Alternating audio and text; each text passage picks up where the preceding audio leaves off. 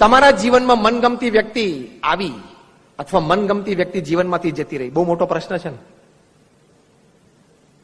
દુનિયામાં 40% સુસાઇડ આના લીધે થાય છે. કારણ કે એક વ્યક્તિ માની લેતી હોય છે કે જે વ્યક્તિ એને ગમી ગઈ એ વ્યક્તિ મારી માટે જ સર્જાણી છે. એ પાછલો ભાગ ખોટો છે.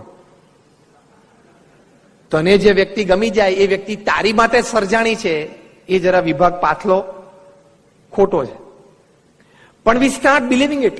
એના લીધે કેટલા બધા મોટા પ્રશ્નો થાય છે, મર્ડર્સ થાય છે ને. મનગમતી વ્યક્તિ જીવનમાં આવી કે મનગમતી વ્યક્તિ જીવનમાંથી જતી રહી. પ્રારબ્ધનો ખેલ છે, ભગવાનની ઈચ્છાનો ખેલ છે. Why are you getting disturb? કોઈ પણ પરિસ્થિતિમાં આપણી માનસિક સ્થિરતા અને આંતરિક આનંદ, આ બે વસ્તુ ઉપર કોઈ પણ પ્રકારની ઈજા પહોંચવી જોઈએ નહીં. એ અભિગમ આપણે મુખ્ય શીખવાનો છે. Done is done. It cannot B અનડન even if you go to London.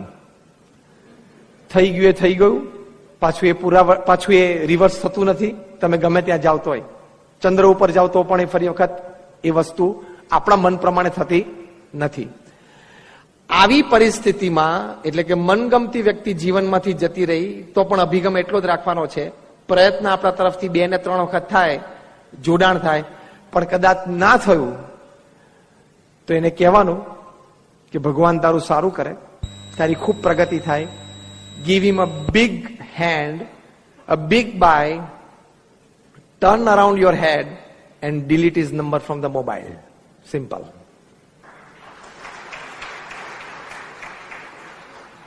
એને શુભેચ્છા પાઠવવાની, એનું સારું થાય એવી એકવાર પ્રાર્થના કરી લેવાની 2 કે 3 વખત જોડાણના પ્રયત્ન પછી ગોળ ફરી જવાનું અને મોબાઈલમાંથી ડિલીટ નંબર કરી નાખવાનો. એટલે શું, ફરી વખત સ્ક્રોલમાં પાછો નંબર આવે નહીં, અને આવે ને પાછું દુઃખ આવે. You tried your best, it did not happen, accept it, don't get disturb. કે જીવન તો આપણે જીવવાનું છે ને. તો વ્યક્તિગત જીવનમાં જયારે આવા પ્રશ્નો આવે, સંબંધોના પ્રશ્નો આવે, ત્યારે બહુ જ ફર્મ, દ્રઢતાપૂર્વકનો અભિગમ અપનાવવો ખૂબ જરૂરી છે. નહીં તો આંતરિક દુઃખમાંથી વ્યક્તિ બહાર જ ના આવી શકે. આપણા સ્વજન કોઈ મૃત્યુ પામે, નાની ઉંમરે મૃત્યુ પામે, તમારા છોકરાને હાર્વર્ડમાં બિઝનેસ એડમિનિસ્ટ્રેશનમાં એડમિશન મળે, MBA થાય, $1 લાખ પગાર અમેરિકામાં ચાલુ થાય, 6 મહિના પછી કાર એક્સિડન્ટમાં એનું મૃત્યુ પણ થઈ શકે છે. પ્રમુખ સ્વામી મહારાજ આની માટે સુંદર એક અભિગમ શીખવાડે છે, અને એ અભિગમથી ઘણા બધાના જીવનમાં આ પ્રકારના પ્રસંગો બન્યા તો સ્થિર રહી શક્યા. પ્રમુખ સ્વામી મહારાજ શીખવાડે છે કે હાર્વર્ડમાં એડમિશન મળ્યું એ પણ ભગવાનની ઈચ્છા. એ છોકરો ગ્રેજ્યુએટ થઈને વન્ડરફુલ સેલરી અને ગુડ જોબ, ગોડ્સ વિશ. અને કદાચ એ છોકરો નાની ઉંમરે મૃત્યુ પામ્યો, ભગવાનની ઈચ્છા સમજજો. કારણ કે ના સમજો તમે બીજું કરી શું લેવાના? દેશી ભાષામાં શું કહે છે? લે થાય કર લે. તો શું થવાનું શું છે? થઈ શું શકવાનું છે આપણાથી? કશું જ નથી થઈ શકવાનું. તો એ વખતે આવા સ્પષ્ટ અને ખૂબ દ્રઢતાપૂર્વકના અભિગમ અમુક દ્રઢ કરીને રાખવા જ જોઈએ. અને અભિગમ ત્યારે દ્રઢ થાય કે તમે 10 પ્રકારના દુઃખ એક ચિઠ્ઠીમાં લખી રાખો. એમાંથી 2 તો બધાને આવે છે. એમ આઈ રાઈટ ઓર રોંગ? 10 પ્રકારના દુઃખ લખી રાખવાના. 35 વર્ષની ઉંમરે પત્નીને કેન્સર, 22 વર્ષનો છોકરો રોડ એક્સિડન્ટમાં ધામમાં ગયો, તમારો 500 કરોડનો બિઝનેસ રાતોરાત પ્રશ્નમાં આવી ગયો, અને ઘણી મોટી ઉપાધિ ઉભી થઈ, ઘણી મોટી ખોટ આવી ગઈ. આવા 10 જીવનના મેજર દુઃખ લખી રાખવાના, આંખ બંધ કરીને 2 ટીક કરવાના. બધાને આવે છે. પછી એમાં રડવાનું શું?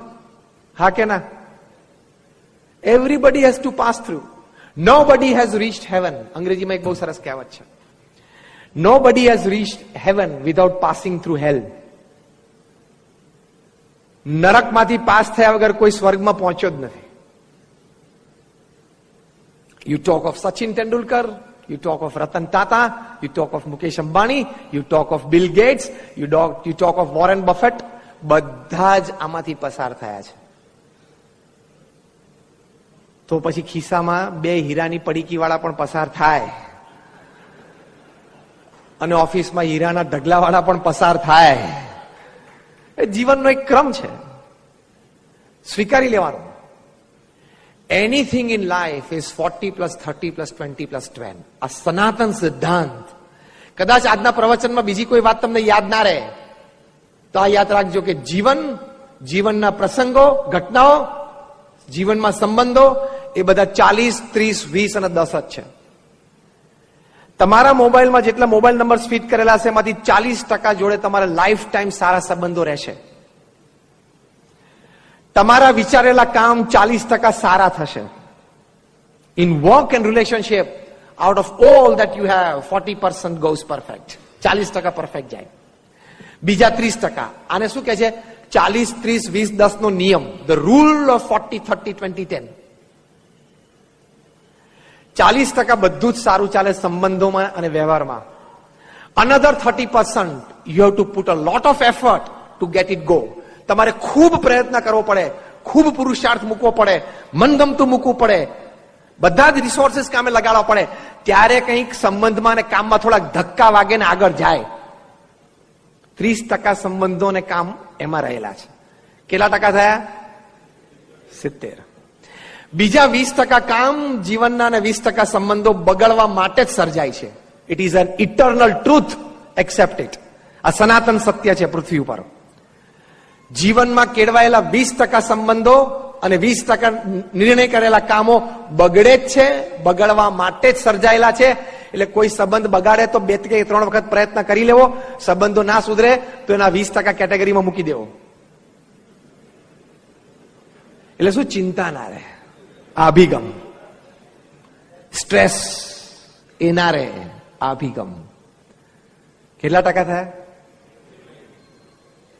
90. હવે 10%ની મજા આવે એવું છે કે નહીં? ઇંતેજારી છે ને?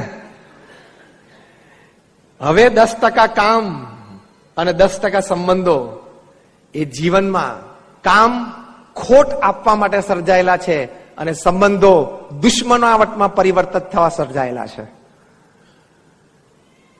અનુભવ છે? અનુભવ હોય તો હાથ ઊંચો કરો. હા, બધાનો અનુભવ છે. દરેક વ્યક્તિના જીવનમાં નિર્ણય કરેલા 10% કામ, એટલે જેટલા કામ નક્કી કરે એમાંથી 10%, અને જેટલા સંબંધો બાંધે એમાંના 10%, એ 10% કામ તમને ખોટ લાવવા માટે, એકચ્યુઅલી તમે એમાં પ્રોફિટ જોતા હતા પણ લોસ આવી જાય, એ ખોટ લાવવા માટે સર્જાયેલા છે. અને ટોટલ સંબંધોમાંથી 10% સંબંધો દુશ્મનાવટમાં પરિવર્તિત થવા સર્જાયેલા છે. They were created to create enmity.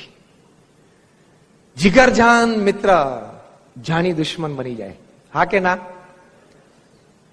ખોખારો કઈ ખાવા પડો છો ને? અનુભવ છે જ. This is the rule of 40, 30, 20, 10.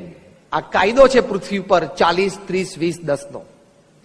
આ કાયદો જાણી રાખ્યો હોય, આની સમજ પ્રાપ્ત કરી લીધી હોય અને પછી એને સ્વીકારી લીધો હોય તો એ જે અભિગમ બંધાય એમાં કોઈ દિવસ કામમાં ખોટ જાય, કામ બગડે કે ઓછો લાભ થાય, અથવા સંબંધો ઓછા બગડે, વધારે બગડે, અથવા સંબંધો દુશ્મનાવટમાં પરિવર્તિત થાય, ત્યારે છેલ્લા 20 અને 10% વિચારી લેવું કે 7 અબજની વસ્તી બધી આમાંથી પસાર થાય છે.